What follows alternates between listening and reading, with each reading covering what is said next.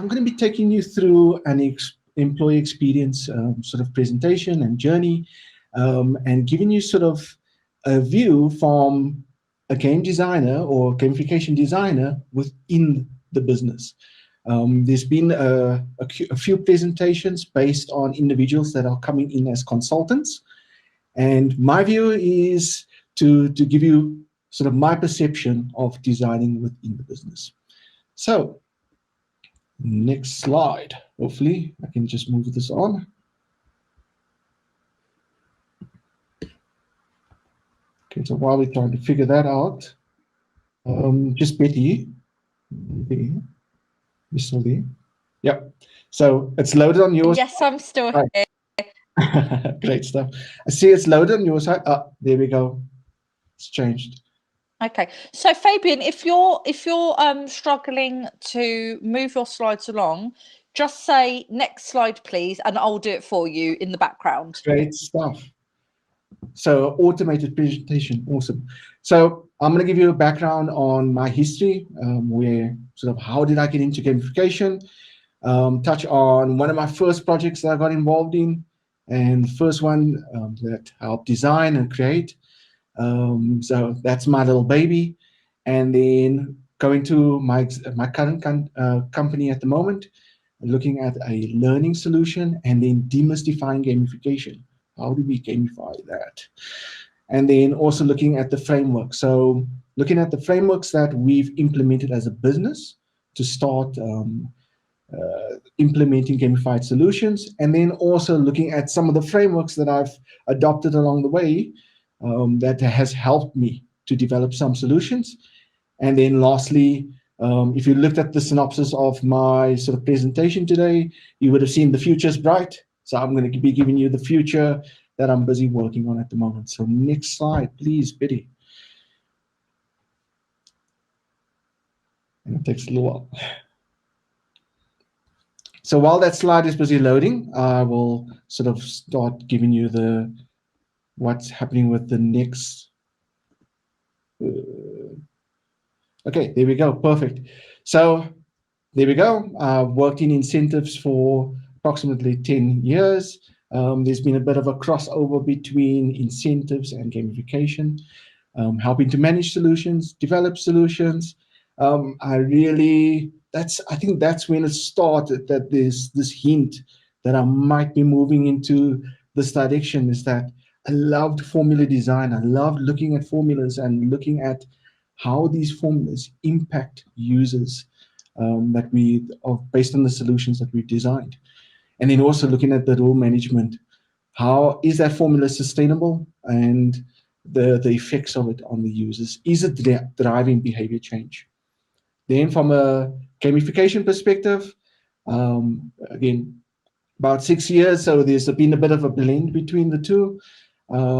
Managing solutions, developing it, building game economies to manage all the interactions, the rewards, and then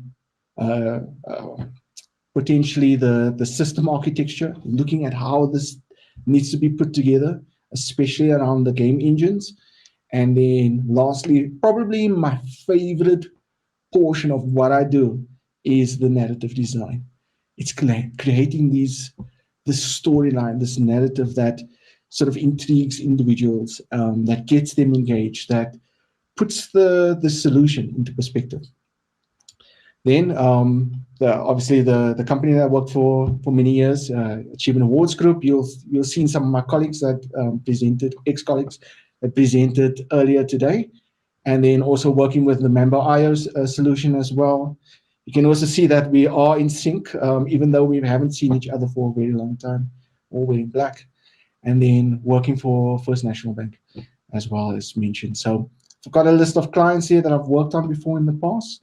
And yeah, looking forward to giving you the detail around some of these solutions. So next slide, please, Betty.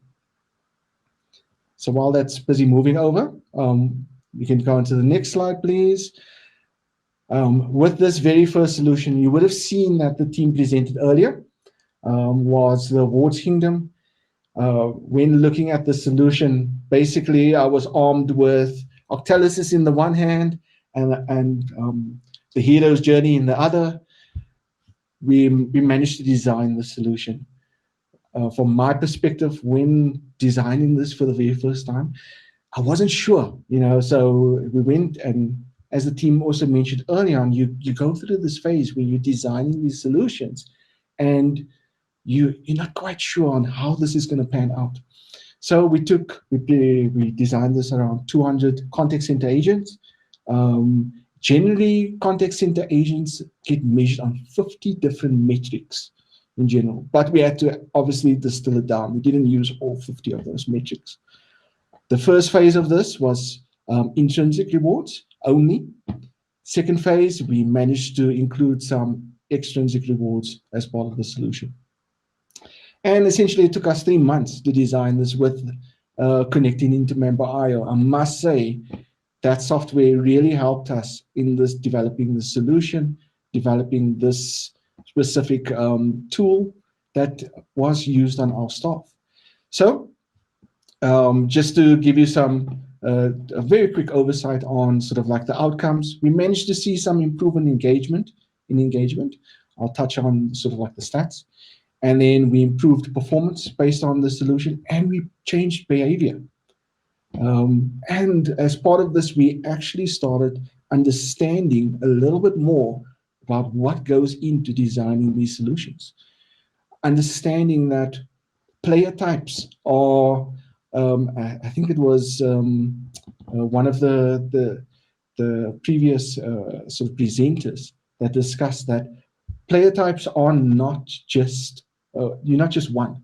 Essentially, you go through this phase where, if I had to use an example, in the mornings, I am definitely an achiever. I go into my mails, go in, complete it, and get it done. By the afternoon, sort of 12 o'clock, so I'm glad this presentation is a little bit late in the day, I become a little bit more social. So my behavior starts to change. Even when I'm gaming, when I'm sitting and gaming, sitting on my couch and I'm busy playing my games, I'm a little bit more strategic in the way I sort of tackle the requirements ahead. But when I'm in the shop and I'm busy gaming on my mobile and I'm having to look at the prices of food that's going up and the prices of petrol and all these other things, I'm a little bit more sort of attacking. I will rush in, go and shoot someone. That's it. Just get it over and done with. So these external factors end up changing the way you behave and changing your player type that becomes more predominant. So as part of this, we realized that we had to make sure that every individual had an opportunity to exhibit the activities that they would like to complete along the way. So if you wanted to comment more or like things more, or you were very focused on achieving, there were certain aspects that would be more appealing to those individuals, but you could swap and change between them. So we made sure that each of the different player types sort of had an opportunity to sort of participate, and that there was this transparency around the rewards as well. Then coming to the learning on why I think something like this was quite successful. So Betty, you can move on to the next slide, Salon. The key thing here was the narrative. First of all, the ability to create this environment where users can forget about the 50 metrics that are being measured on, and I can actually take the time to focus on these 5 key elements to drive my performance. I can be transported into this world where I can engage, I can learn, I can socialize with my fellow teammates, because you're so stuck in this environment where you're so focused on work that you don't realize that you're missing this connection, even though you're physically in the same space. So that's one aspect that I think that worked really well. Then also including the players or the users as part of the design journey, making sure that they are the elements that they would like to have as part of this journey gets incorporated, which means that they're vested and that they will be much more interested. Then also looking at the balancing of rewards. I had one user. So every single day, what I did was I walked into that contact center and asked him, how's things going? How are you experiencing the game? It's having that personal connection with him. But then for one of them to tell me, oh, Fabian, you know what? We noticed that there's one rule that we can abuse. I'm like, wow, really? Okay, you go right ahead. You go right ahead. And what that player ended up doing is that he started abusing that rule, but he didn't know that there was actually a cap on that rule, and that it allowed you to open the smaller sort of collectibles along the way.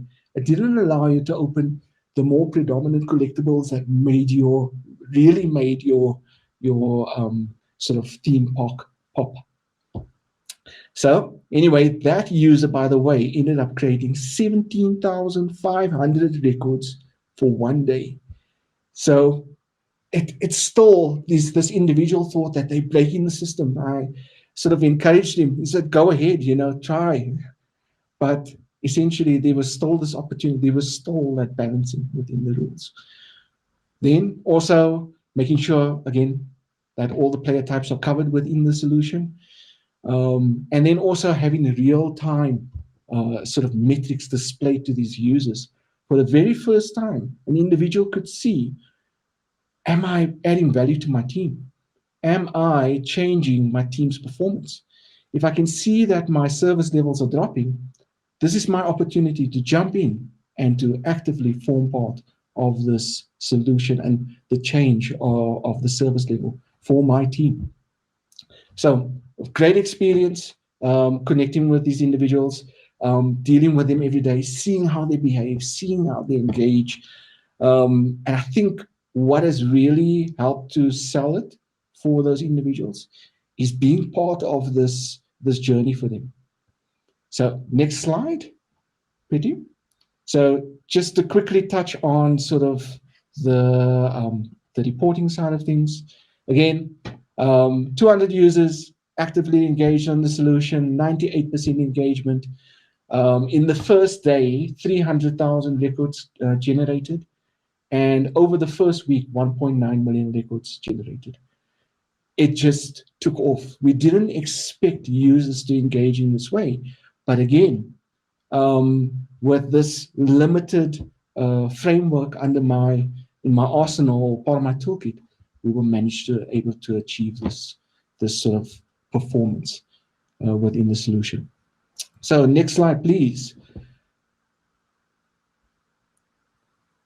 So jumping on to the next project, working for First National Bank. One of my very first solutions that I had to design out of the box. I was approached by a business unit to develop a learning solution for them, a gamified learning experience. And the first thing they said to me was, there's no budget. So I'm like, whoa, okay. Well, what are we going to do? Coming out of from a business where, okay, Fabian, you go ahead, you create it, do the skunk works, make sure that it's not forming part of the initial architecture. You do something that, that can stand alone. Now I've been given this challenge to build something that with no budget and get it to deliver on its requirements. So first of all, like I said, 250 users to participate. It had to run over 11 weeks to design a learning experience, but also design something that potentially was based around a very complex capability. And I'll explain that in detail now. So potentially this capability had multiple sub-capabilities. And an individual that was participating on the sub-capability didn't have such a good idea of what's happening on the next one. So essentially, this capability helped to manage or suggest to users as part of the bank structure sort of what packages or products or to identify that for the user, and also sort of look at the user's behaviors on this and say, okay, fine, this user prefers to transact in the following way. So that's putting it quite simply. But I had to try and find a way to look at these different capabilities, get individuals to understand each portion of it, and then also develop this overall narrative with no budget, by the way. So I had to try and improve engagement. I had to improve learning outcomes as well. I had to even try to improve the time frame that an individual gets to completing these learning content. And then try and change behavior and also design a better solution. So luckily, with part of my arsenal as well, I've got Octalysis on the one side, I've got Hero's Journey, and then I've managed to get BlueRabbit as well as part of my toolkit as well. So I'll explain that in detail later. Then what we did was I developed this solution or created this narrative where the world's financial systems has been put in array. A syndicate has destroyed the financial systems, and now the agency is being sent in to actually go and repair the current situation and to repair Cortex, which is the capability, by the way. So one key lesson here, just before we move on, Betty, you can click on the next slide for me, but I'll share the one lesson is don't forget about the social aspect about your solution. And I'll sort of explain that a bit later in the session. So the world's systems has been put in array, and now what happens is that the agency has sent out the elites. These are the guys that know everything about Cortex and about the capability. So they're out in the field trying to stop the syndicate from destroying the financial systems. And all that's left at the agency is the poor associates. This is the current training users. So they know absolutely nothing about Cortex. So while they're there, the system actually gets destroyed by the syndicate. And they know nothing about the system. The system's been destroyed, and now they've got to put it all together. So, and that's the start of the missions, is now for the user. So Betty, next slide for me, please. So as part of this, the users now need to, they will be presented every week with a mission that will represent a capability under Cortex. So as part of this, they will be given sort of a sub-narrative or storyline, essentially, that will explain the capability. They will be given content based on the capability, so a little bit more detail. And then they will be given the option to start off with either doing the quiz or the game. Essentially, the game explains the narrative in a lot more, tests the user on the narrative and on the content completed, and so does the quiz as well.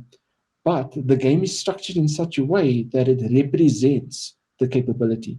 So in this case, Raven, which is one of the actual capabilities, by the way, it's not a fictitious name, it's not a cartoon character. Raven is a capability, and what Raven, it's been damaged in such a way where the associates can't distinguish the outside. So it's been encrypted, essentially. Then the puzzle that we gave to them was a word search. And part of that is that you now need to decipher out of this block of letters some of the words that were mentioned as part of the mission, part of the narrative, and part of the capability sort of content. What we found as a prerequisite to this is that users essentially didn't even read the content. All users did when they went into the system was go and complete the quiz, and hopefully I get it right and pass. So now we're trying to ensure that they actually go in, read it, and that they comprehend it as part of the quiz aspect. So next slide for me, please, Betty. So as part of this, what did we learn from the solution? We made sure we built, when we designed it with those team members. And by the way, how we got around sort of designing or building this, we actually built it all in Teams. So Teams has the capability to manage all of this, by the way, and not to create the games, but to manage the game elements. And then also to make sure that we wanted to ensure that the users absorb the content. We also wanted to make sure that the narrative was intriguing, that it would actually excite the users. When I presented the narrative to all the users, they just couldn't wait. They thought they would, after the session, be ready to log in and to experience it. But they had to wait a little while to do so. Eventually, when we launched it, we made also sure that the rules were also balanced. Part of the next portion of this presentation, you will see that you need to account for underperformance, overperformance, team performance, individual performance. And then a critical part was the social aspect. When an individual plays games, especially when I use example, first-person shooters. My kids use this, they mention this all the time to me, this where, oh man, I had to play with a bunch of randoms again. And we didn't win, we could have won, but I had to play with randoms. So, lesson learned. When we designed the solution, I mentioned to the team, we need to give them the users the opportunities to select their own team members. We need to ensure that the team members that they are bringing part of their team, that they have some sort of connection with them, some sort of means of engagement, or they must have had some opportunity to connect with that individual. So I think it was about 2 days before the launch, the team mentioned, oh, Fabian, unfortunately, that's too complex. We are now going to rather we're going to put the teams together ourselves. I'm like, are you sure? Do you really understand how the relationships among these individuals? I said, no, man, don't worry, we do understand. I'm like, okay, that's fine. You go ahead, let's do it. And they put together the structure and they sent it through to me. But then I was in connection, I was connecting with one of the users. And I thought to myself, no, man, this is not going to work. I need to find a way to prove this to the team. And essentially, one of the individuals that I was connecting with, I said to him, out of this group of individuals, is there anyone that you have a direct relationship with? Can you point them out to me? He says, no problem. I want this individual. That one sits next to me. That one works close to me. And I want her as well. We've got a good relationship. I said, okay, great stuff. Put the team together. In the chat, I would like you, and I'm only going to give you one opportunity. Which team was the top performers? I'll only give you one chance to answer this in the chat. So go ahead, answer it in the chat, and then I'll let you know as well. So we helped design this, and we helped to build the solution for them. Part of the outcomes, just next slide for me, Betty, please. Okay, part of the outcomes that we managed to achieve as part of this solution. I don't see anything yet in the chat, so I'm still waiting on potentially, who do you think was the top performing team, by the way?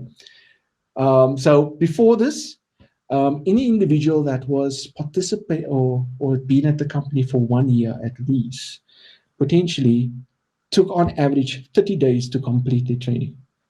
Those that were there for 2 years took on average between 30 and 90 days to complete their training.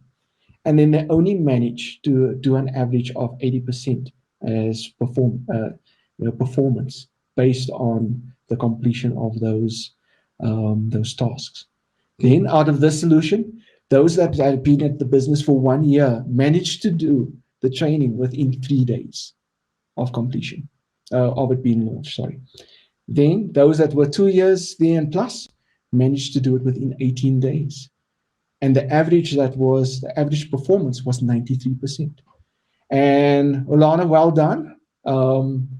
It was actually the team that was allowed, and I see there's a few more as well.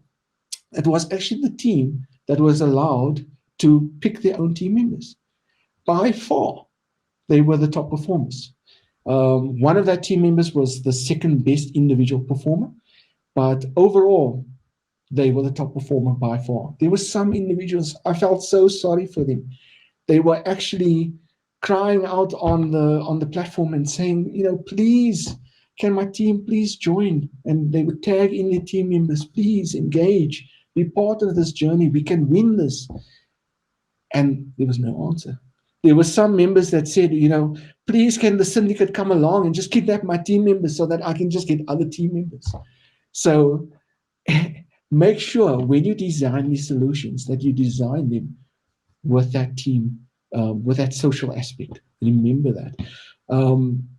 As part of this as well, we had to make sure, and I think that's what we have to get over, is that when you are designing a solution and you're part of the business, you need to make sure that you set yourself up as the thought leader, that there's certain things that you've learned along the way that would that you understand will impact the end result of this project.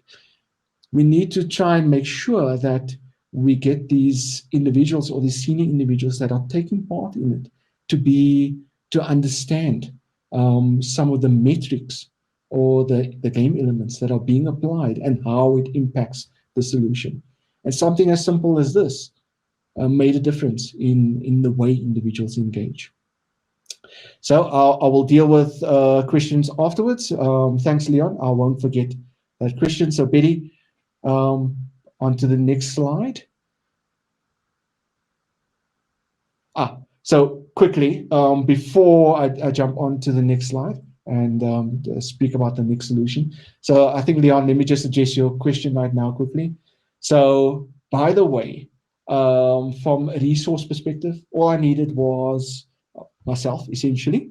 I had a designer, but I asked the designer to focus on some of the more pertinent projects. Essentially, by the way, and I'm not a very good designer, or even I just draw stick men most of the time, but that helps me to visualize my story. So especially designing the storyboards before I design these solutions. And then that tool used to create the cartoon strip is actually free. So by the way, if you would like to use it, it's called Storyboard That. The first portion of the license is free, but if you want to end up using your own content or branding, then you have to unfortunately pay for the license. So essentially myself, and then part of that, the business unit, we had a marketing team as well that would help with promoting some of the some of the content was live, and essentially I just used the content that they had available and wrote the storyline and the script and the sort of the quizzes behind the solution. So I hope that answers your question, Leon. Then let's jump into the next solution. You would have seen by the synopsis of my talk, this was presenting to the kings and queens of the business. We were asked to try and convince the exco members, the retail exco members, to be part of this journey, to try and incorporate gamification as part of some of the solutions that their teams will need to implement. So as part of this the solution, we had about 50 users taking part, and the key objective here was to demystify gamification. We had to try and use some simple elements to apply to these users and see how we can change the behavior, change their perception around gamification. So we went where they were. It's quite difficult to get these individuals in general because these are all CEOs of their different business units. Essentially, what we did was we invaded their retail exco and we managed to kidnap one of their members. Not physically, but hypothetically kidnap a member, essentially, and hold him for ransom, which was Data Dave. And we set them a goal that they had to try and save Data Dave. We needed them to be engaged. We needed them to not sort of spark any suspicion amongst the syndicate. And we want to improve their understanding of gamification. So in order for them to survive this retail exco and escape and to save Data Dave, they had to engage and they had to solve a problem within the session. So next slide for me, Betty. And I think a key thing that made this solution effective was definitely the narrative. So Betty, before I discuss this slide, there's a video that I included as part of my pact to Pete. Would you mind playing that video for me, please? So just...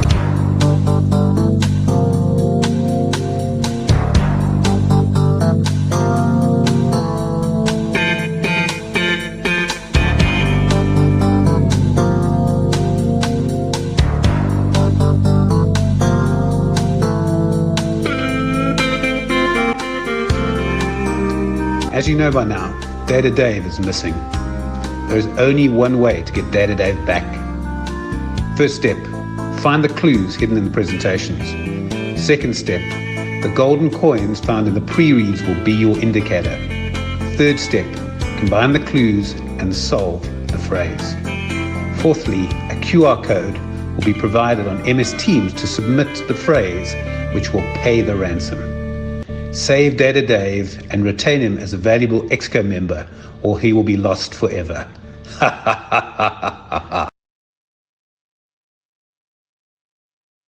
So thank you for that, Betty. So by the way, the voice used in there was our CEO of commercial. What I did was I got Gordon I typed out the script and I asked him to do the voiceover for it and played this as part of the session. Again, it set the scene and really made the narrative real, because there's always been this banter between retail and commercial. And now the retail members were like, oh my goodness, has commercial kidnapped Data Dave? We need to get him back. This is a challenge to us. We need to make sure that we engage and we solve the puzzle. And essentially, what we did was, as part of the session, we monitored each of the engagement. We found individuals that normally wouldn't get engaged as much. They were now suddenly engaged. They were liking things and they were commenting and sort of constantly engaged as part of the session. Normally, as part of these sessions as well, is what you'll find is that individuals will present, leave the session, and then a next lot will come in and present, and then leave the session again. So you wouldn't have a consistent group of individuals constantly there engaging and participating, part of everybody's session. So what we found is that essentially after the session, and these are 9-hour sessions, by the way, so it's intense. Within the first 6 hours of the session, we found that engagement actually was much better than previous sessions. We found that 80% of the individuals actually participated all the way through these sessions. But as part of, you probably would have seen as part of this entire presentation, is that for every action, there's always a reaction. One of the comments from the CEO of retail was, yes, this was a really engaging session, but it felt a little bit disruptive. I think one of the speakers early on mentioned that sometimes gamification can be disruptive in the way its behaviors or the activities that gets represented. And he found it disruptive. He says, wow, it was really super engaging, but oh my goodness, I couldn't keep track of the chat anymore. I found that there's something that I wanted to highlight as part of the chat, but it was gone. It suddenly disappeared because everybody noticed the coin and was suddenly participating in the session. It's like, goodness, I couldn't keep track. So the key thing here was to make sure that we get leadership buy-in. That, well, a good point, Alana, is that we wanted to get a leadership buy-in. We wanted to make sure that when we present any further solutions to them in the future, that it shouldn't take long for them to grasp that this is what we're trying to achieve. By just applying these very simple gamification elements, we were able to change their perception around gamification. Just a very quick thought on this is that After this session, we presented a solution. It took less than 20 minutes to actually get the approval to continue with the solution. So narrative is key. Making sure that you design these solutions with a specific reason, with the need to deliver on a specific objective. So a lot of the times when you design for a company that you work for, there's always going to be, okay, so what objective are we going to meet? What are we designing for? We then also know that these solutions are centered around users. So when we design it, we need to make sure that the individual understands the metrics that they're completing right now actually impacts the objectives, actually meets that objective. So it's trying to create that balance, trying to bring it all together. So next slide for me, please, Betty. Okay, so then just on the frameworks, I see Adam had a question. Adam, I will definitely chat about that afterwards quickly. Just want to try and get through the slides quickly. Just on the framework, so as I mentioned, when we start engaging with business units, the very first question we ask is, what is the business problem? And what you'll find is that a lot of the times that is the stumbling block. That is the area that they struggle with. It could take an hour, 2 hours, a couple of days for them to solve that. But once we get them to understand what is their business problem, what would we like the users to achieve as part of the solution. A point that Victoria mentioned in part of her presentation is that is the end result, but then we start breaking this result or this objective down into behaviors, smaller behaviors. So what does the user have to do in order to achieve that end result, that objective at the end of the day? Then we ask a couple other questions around the user, understanding who the user is, the process that they have to go through, and then also where will this live? Because we want to make sure we're developing the solution and we're creating it where the user is currently engaging. We don't want to change their current behavior. We want to meet them where they are. And then based on that, we can then expect the following outcomes. Is it going to be improved employee engagement? Is it going to be skills development or process adherence or even improved communication as part of the results that we can then measure as part of the solution? Next slide, please. Okay, and then when we engage with these different business units, we also need to understand that each one of them have different needs. First of all, I think Betty mentioned it up front, is that we spend a lot of time training individuals. So sometimes it's just to be trained and understand what gamification is before they even start their journey. We went through a process with educating 2,000 staff members. I used to do it on a monthly basis, run workshops or master classes for these individuals before they even start, before we even start engaging. Then there could be an aspect where they've got an idea, but they just need some help to tweak that idea. So maybe consulting is required. Then, with regards to the partnership aspect, we also, this is where they've got no idea. They need it designed from scratch. And essentially, we need to assimilate into the team. So we've got quite a decent team at the moment. And by the way, Alana that's participating is my senior. So thank you, Alana, for being part of this and being part of this journey as well. And this is where we're going to work very closely with different business units to help design solutions that can deliver on their objectives. So next slide, please, Betty.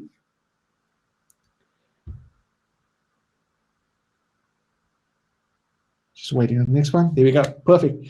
As part of designing these solutions for these different business units, we go through a process where we need to kick this off, create these workshops that we can understand more about the solution, creating designs that are based, maybe it's the rough storyboarding that I'll need to do, or low fidelity designs, and then move on to some high fidelity designs.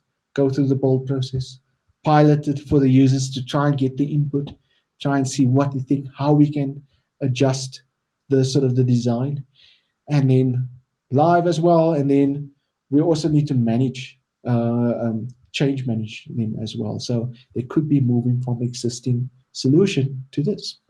And then there's maintenance. Cannot forget maintenance.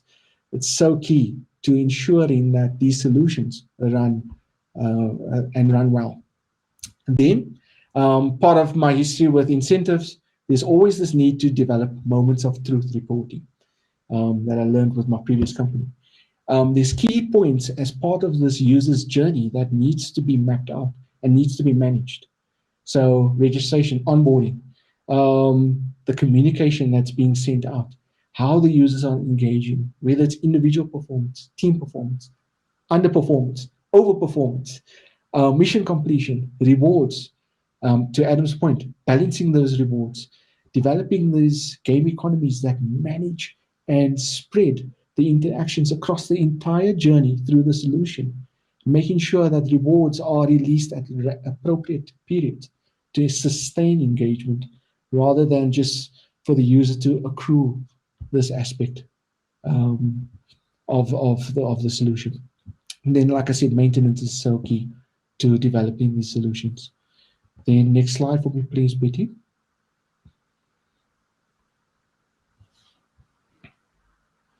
Okay, and then part of also developing these solutions, we need to ensure that we're not developing it every single time a business unit comes along. We need to start collating a library of front-end elements. So the minute we see an element actually gets the user to be more engaged with learning, or sort of fosters the or gets the user to perform a lot better, or drives engagement, we then start to allocate that different elements to specific categories. That goes for the front-end elements. So I've got OSEP there, so that's the framework that we work within and that we develop our front-end solutions within on the app. And then there's also the game engine portion as well. So we need to understand which elements actually changes behavior and what behavior they change. So we are starting to map all of these different use cases, the elements that have been applied to it, and then looking at sort of what behaviors they are changing, so that it makes it a lot easier to when a new use case comes on board and we start workshopping it and we understand, okay, this is the need. We can then start applying. We know we've got this in our toolkit, so it's an ever-growing toolkit. So you've got Octalysis, we've got all these other frameworks. Now we're starting to develop these front-end components that we can form part of our toolkit. So next slide, please, Betty. Then, like I mentioned, Octalysis was part of my toolkit. The hero's journey as well, MDA as part of it. The front end is part of the toolkit. We've got the game engine. And then I must send a special shout out to Bernardo and the BlueRabbit framework. This has been, for the last 3 years, my main part of my toolkit. It's part of my collection at the back, the cards, the board. It's helped me to develop so many solutions. In the past, where I had to sort of guess, or you sort of rely on the outcomes to understand how these solutions are going to impact behavior. Now I can actually test it. I can see, okay, fine, with RAMP, sort of what individuals I'm sort of, or what sort of elements I'm putting in place that is going to help the user to relate more to the solution or give them more purpose. Hexad as part of this as well. So like I've mentioned, you're not just one player type, but we need to design for all these different player types. I need to understand what's the balance. And I can see that up front after we've done the workshops. I can see how it's been designed. And then there's also the 4 keys to fun, to make sure that it's not just the easy fun, it's the cool things that are just going to say, get the user there once off, but what's going to sustain the behavior, what's going to get them to continue engaging with the platform. And even with that Cortex solution, we made the challenges harder as we went along. And we actually saw more individuals engaging overall and getting answers correct, even though they're trying to solve the Fibonacci sequence as part of that solution. But it's something that they might have not experienced recently, but they enjoyed the challenge. And then there's also SAPs as well, trying to get that balance between the rewards aspects between the solution. For a long time, there's this thought going around in the business that points is gamification. When you do e-bucks or virtual rewards, that is gamification, but it's not. It's so much more than just those extrinsic rewards. But yes, that is a resource as part of the journey. It's to get the user engaged. It's to give them feedback at the end of the day. But it's not gamification. There's so much more to gamification than just that. So that is my framework. That is part of my arsenal, part of my toolkit. So next slide, please, Betty. Okay, and then now you can go and pop into the next slide. So this is my last slide. So I mentioned that the future is bright. Some of the solutions that I work on are not just based on employee engagement. They essentially, they cover the entire business. So our business unit actually interacts with just about any business unit that wishes to apply gamification. So I said that the pension fund solution is the future. Actually, it's happening right now. So that's just gone live recently. We developed a solution called Future Me, where we're trying to get users to change this thinking around saving for their future. This whole YOLO attitude that I need to get the sports car right now. I need to get the latest Xbox right now, But have you thought about what you have to do right now to ensure that you retire early, that you retire in good state, that maybe your retirement goal is to start your own business or retire early? So what we've done is we've created this avatar that represents your future. The user then selects the avatar that they would love to retire as. And then based on that, they then get activities and content based on achieving that goal. They actually get physical activities that can be completed. So maybe setting up a will, the value of your contribution every single month to your pension fund. Those all can be adjusted and played with. So we've got this little joke that you have Paris, and in South Africa you have this rural sort of section of South Africa called Paris. So your goal might be that you want to retire in Paris or travel the world. You want to travel to Paris, but if you don't do the behavior right now and save right now, you're going to end up in Paris. So we want to ensure that you end up hitting your goal. This solution has been developed for our internal staff. We're seeing also the need that we can roll this out to our customers as well. So that's the future. Then we've also got a gamification of trading. And this is all I can say about this because it's being designed right now and learning how to trade. I haven't seen anything like this before or developed like this before. So it's some really interesting time solutions that we're busy with. And I'm telling you, I hope that at some stage or other, I get to come and present the results of that one day. That is looking at potentially 4 million users and growing that to 11 million users. We've also got a financial journey gamification as well. Essentially, we're giving you the sort of like the content behind understanding finance or understanding your financial journey, and then the reporting side of it. We also understand that due to COVID, things happen, life happens.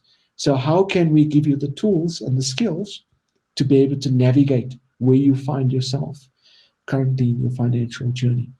So as part of the solution, we're trying to give customers the ability to take the next step, to get out of their current situation, wherever COVID has left them. The same thing goes for businesses as well. So here, We've got a gamified solution based around SMEs and how to start a business. So at the moment, you can go, and it's absolutely free. You can have a look at it. The link is available there, where you can actually go and understand how to start a business from scratch, to launching it, to growing it, to developing your product.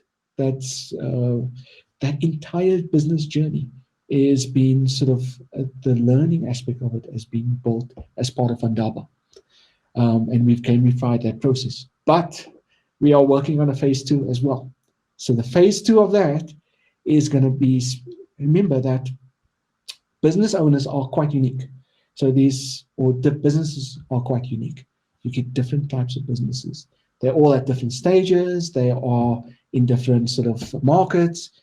Now imagine a platform that can speak to uniquely to you as a business owner and give you the tools and skills to be able to navigate the problems where you find yourself in your journey.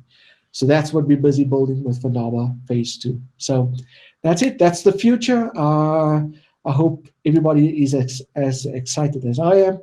And yeah, thank you for joining me for the session. And I open the floor to questions. Maybe dealing with Adam's question. Hi, Fabian. Thank you so much. And again, another really impassioned presentation, and one that's on such an important subject about helping to improve things like financial literacy, and more than that as well. Question here, as you pointed out, Fabian, from Adam, who said, you mentioned balanced rewards several times. How do you approach creating a balance between difficulty and reward? And that's a question that so many gamification designers deal with, don't they? So, Fabian, what's your answer to that? Yes. So first of all, I mentioned that I end up developing this this game economy. So you start looking at that onboarding, that sort of scaling, that scaffolding process. So as part of the journey, you try and when you design these activities, you look at the easier ones. So it's the quick wins. So those are the ones, the rewards that you want to try and get off the bat, and you want the user to get used to sort of completing these activities, getting the reward, getting the feedback. As part of that journey, I think that rewards are so key to be aligned with the effort that's being put in. So if I think about one of the game economies designed, if some of the behaviors being completed has a benefit for the company that you're completing it. So me being KYC compliant actually helps the company. Right, yeah. But it also helps me as well, because as an individual, if the business has or the bank has all my documents, I then get access to better products. I get access to more aspects of my finance, But in that case, I think that the rewards needs to be sort of replicate that activity, that balance. So where there's a benefit for the bank, the reward needs to be more. Where there's a reward that the activity only benefits the company that you're completing it for, then the reward needs to be even bigger. If it's for the individual, it needs to be based on the complexity of the reward as well. So we go through a process of looking at each and every activity, actually deciding on, okay, fine, what is easier? So if you look at the complexity, liking something is simple. Just go in, like it. There's not much effort.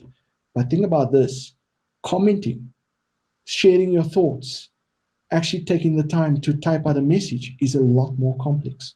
So in that case, the reward between commenting and liking something needs to be a lot different. It cannot be the same because the effort is not the same. So that's the process that I go through.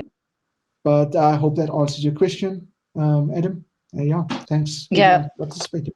And for all designers who are looking at the balance between reward and effort, like you say, Faith, it has to be proportionate.